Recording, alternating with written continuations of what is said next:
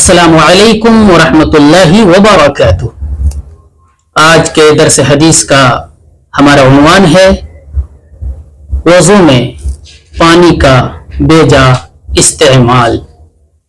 ابن ماجہ کی حدیث ہے، حدیث نمبر 425 عن عبداللہ بن عمرو بن العاص رضی اللہ تعالی عنہ ان النبی صلی اللہ علیہ وسلم مر بسعد وهو يتوضأ قال النبي صلى الله عليه وسلم ما هذا الصرف يا سعد؟ قال أفي الوضوء صرف؟ قال وإن كنت على نهر جار۔ حضرت عبداللہ بن عمرو بن العاص رضی اللہ تعالی عنہ بڑے جلیل القدر صحابی رسول ہیں۔ وہ کہتے ہیں نبی کریم سرکار دو جہاں صلی اللہ علیہ وسلم گزر رہے تھے، سعد بن وقاص کو دیکھا کہ وہ وضو کر رہے ہیں۔ آپ صلی اللہ علیہ وسلم نے ارشاد فرمایا، اے سعد کیا وضو میں اسراف کر رہے ہو؟ حضرت سعد بن وقاص نے کہا کہ اللہ کے رسول پیارے نبی محمد مصطفیٰ صلی اللہ علیہ وسلم کیا وضو میں بھی اسراف ممکن ہے؟ آپ صلی اللہ علیہ وسلم نے ارشاد فرمایا وَإِن كُنْتَ عَلَى نَهْرٍ جَارٍ، اگرچہ تم ایک جاری نہر پر بھی ہو اور وہاں وضو کر رہے ہو تو بھی اسراف ممکن ہے۔ اس حدیث پاک کو سمجھنے سے پہلے ہمیں یہ بات سمجھنی چاہیے کہ پانی اللہ تبارک و تعالی کی طرف سے بہت بڑی نعمت ہے۔ اللہ تبارک و تعالی نے آسمان سے بارش کو برسایا، اس کی وجہ سے ہمارے کھیت لہلہانے لگتے ہیں، باغات سرسبز و شاداب نظر آتے ہیں، زیر زمین پانی کے ذخائر موجود ہوتے ہیں اور اس کے بعد پھر اس کو مشینوں کے ذریعے سے ہم نکالتے ہیں، کھیتوں کو سیراب کرتے ہیں اور اپنی زندگی کو بھی سیراب کرتے ہیں۔ انسانی جسم کا 2/3 پانی پر مشتمل ہے۔ انسانوں کے جسم کی نشو و نما، ترقی اور اس کی مشینری کے کاموں کو انجام دینے میں پانی بڑا کردار پیش کرتا ہے۔ اس لیے اللہ تبارک و تعالی کی اس عظیم الشان نعمت کی ہمیں قدر کرنی چاہیے۔ ہم وضو کر رہے ہوتے ہیں نماز ادا کرنے کے لیے، لیکن نماز ادا کرنے سے پہلے جب وضو کے لیے جاتے ہیں پانی کا بے جا استعمال کرتے ہیں۔ منہ دھو رہے ہیں لیکن نل کھلا ہوا ہے، ہاتھ دھو رہے ہیں نل کھلا ہوا ہے اور اس سے پانی بہہ رہے ہوتے ہیں۔ یہ بات ہمارے ذہن میں رہنی چاہیے کہ یقیناً اعضائے وضو کو اچھی طرح سے دھونا ضروری ہے۔ اگر اعضائے وضو میں سے بال کے برابر بھی اگر کوئی حصہ خشک رہ گیا تو ہمارا وضو نہیں ہوگا۔ حضرت ابو ہریرہ رضی اللہ تعالیٰ عنہ بڑے جلیل القدر صحابی رسول، وہ کہتے ہیں نبی کریم سرکار دو جہاں صلی اللہ علیہ وسلم نے ایک موقع پر ارشاد فرمایا، الا ادلکم علی ما یمحو اللہ بہ الخطایا ویرفع بہ الدرجات۔ نبی کریم صلی اللہ علیہ وسلم نے ارشاد فرمایا، کیا تمہیں وہ عمل بتاؤں جس کی وجہ سے خطائیں مٹ جاتی ہے اور اس کی وجہ سے درجات کو اللہ تبارک و تعالی بلند کرتے ہیں؟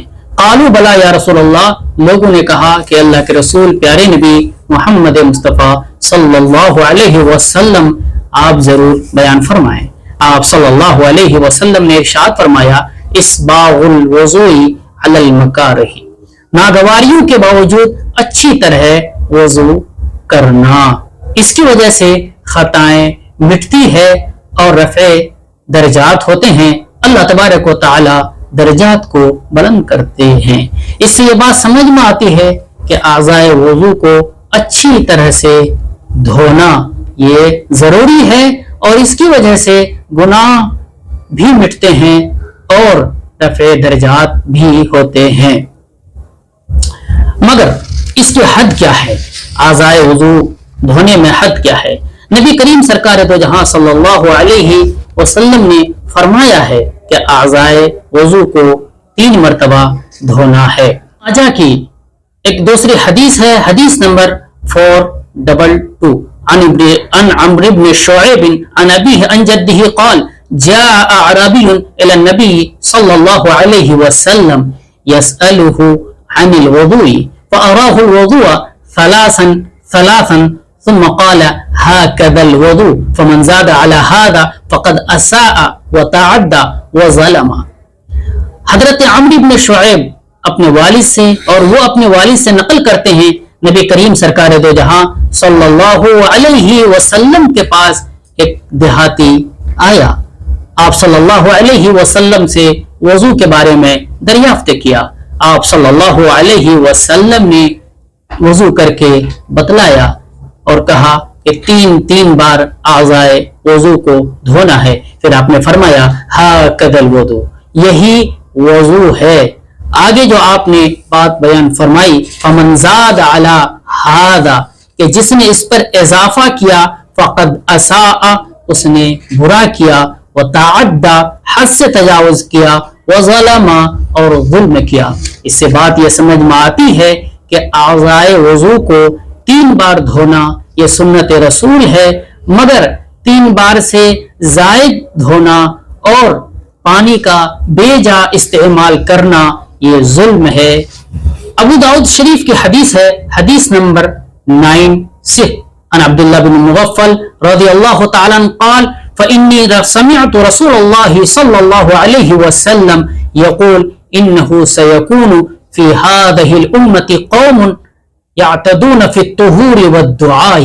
حضرت عبداللہ بن مغفل رضی اللہ تعالیٰ عنہ بڑے جلیل القدر صاحب رسول ہیں، وہ کہتے ہیں میں نے نبی کریم سرکار دو جہاں صلی اللہ علیہ وسلم سے سنا ہے، آپ صلی اللہ علیہ وسلم نے فرمایا کہ اس امت میں یہ قوم آئے گی جو طہارت میں اور دعا میں حد سے تجاوز کرے گی۔ محدثین اس کی تشریح کرتے ہوئے یہ لکھتے ہیں کہ دعا میں حد سے تجاوز یہ ہے کہ مقفع مسجع کلام دعا میں پیش کرنا، وہ دعا نہ کرنا جو نبی کریم سرکار دو جہاں صلی اللہ علیہ وسلم سے جن کے الفاظ ثابت ہیں۔ اور طہارت میں حد سے تجاوز یہ ہے کہ وضو میں اعضائے وضو میں اور اسی طرح سے غسل میں حد سے تجاوز کرنا، 3 بار اعضائے وضو کو دھونا ہے، اس سے زیادہ دھونا اور پانی کا بے جا استعمال کرنا۔ شروع میں جو حدیث ہم نے پڑھی تھی حضرت عبداللہ بن عمرو بن العاص رضی اللہ تعالیٰ عنہ کی، اب اس حدیث پاک کی وضاحت ہو گئی کہ نبی کریم صلی اللہ علیہ وسلم جب گزر رہے ہیں، سعد بن وقاص وضو کر رہے ہیں، آپ صلی اللہ علیہ وسلم کہتے ہیں اے سعد بن وقاص تم وضو میں اسراف کر رہے ہو، یعنی پانی کا بے جا استعمال کر رہے ہو۔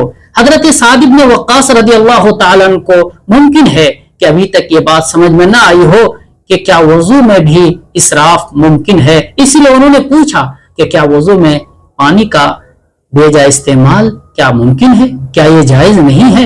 آپ صلی اللہ علیہ وسلم نے فرمایا وَإِن كُنْتَ عَلَى نَهْرٍ جَارٍ، اگرچہ تم ایک جاری نہر میں ہو تو بھی یہ ممکن ہے۔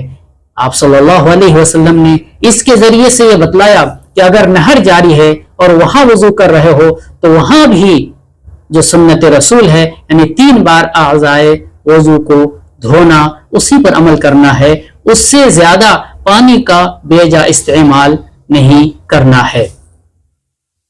عام طور پر جب ہم نماز پڑھنے کے لیے مسجد کا رخ کرتے ہیں اور اس سے پہلے وضو کرنے کے لیے بیٹھتے ہیں، ہاتھ دھو رہے ہوتے ہیں اور نل کھلا ہوتا ہے، پانی نکل رہا ہوتا ہے، منہ دھو رہے ہیں، پیر دھو رہے ہیں اور پانی کا ہمیں خیال نہیں رہتا، پانی کا بے جا استعمال ہوتا ہے۔